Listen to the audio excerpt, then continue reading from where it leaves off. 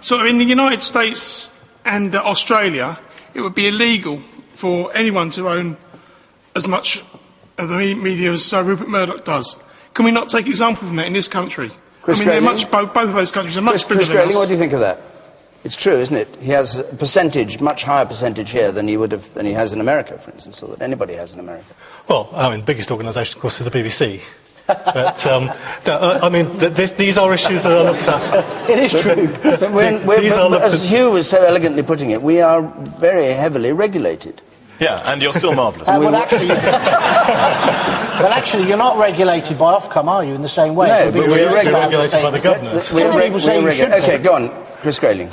But look, answer his point. These issues it wouldn't be allowed in America. They've been studied quite carefully by the competition authorities over the years. The Office of Fair Trading looks at them, makes recommendations to government, and the current situation has been accepted under governments of both persuasions. OK, hold on, Shelley. The woman in the second row from the back, in the middle.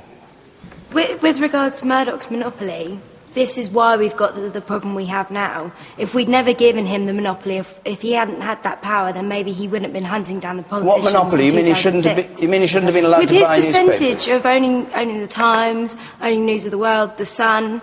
And the other thing I was going to point out is that Hugh Grant had made a really good point. Between the broadsheets and the tabloids, there is a massive difference. The tabloids sensationalise everything. And things seem to get blown out of the water, and it doesn't actually relate to facts. OK, you don't have to buy them, of course. No. And that's why Shelley, but it's informing the people of Britain. And if you only read The Sun, that's a problem. OK. Long ago, I was Minister responsible for monopolies. And it's still the same legislation. A minister has to agree to refer a case to the Monopolies Commission, or nowadays the OFT. In my case, I foolishly referred the Observer-Guardian merger. Since that time, no minister of either government has referred any mergers of major newspapers which happen to support them, only of the ones that don't. So you've got to take the ministers out of it. It's got to be a law which is automatic. OK. And just to be fair... Hold on, John. The man there... In the blue tie, yes, you, sir, in between the other two men. Millions of people every Sunday used to buy the News of the World. Now there is this story that they've managed to get their stories by bribing people. So should the population of this country not look at themselves and say, why were we buying this trash in the first place? Douglas Alexander? But the Information Commissioner's report that Hugh spoke of earlier indicated that there was illegality in terms of hacking across almost all of the newspapers. So, and do you believe that? Well, I don't disbelieve what the Information Commissioner reported. Are you thinking that other people are going to be up before the beat? 100%. That's 100%.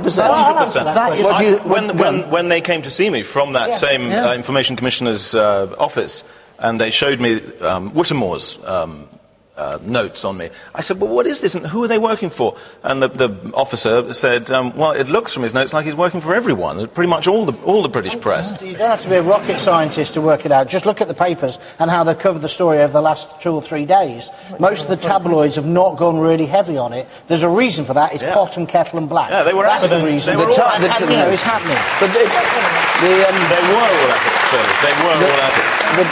All the tabloids at it, like The Times, they wrote a very harsh criticism of the News of the World. Finally, 3 years after the beginning of the scandal. Douglas, what I don't quite understand, you've been lobbying this with me this evening. Again, going back to when you were in government, this Information Commission's report was produced and available when you were in government. So if you've got concerns about what was happening right across the media, why did you not do something then? Listen, Chris, if you were this evening saying you accept the case for a judicial-led inquiry that can compel witnesses, I would take that point seriously, but not from you. All right, stop, everybody.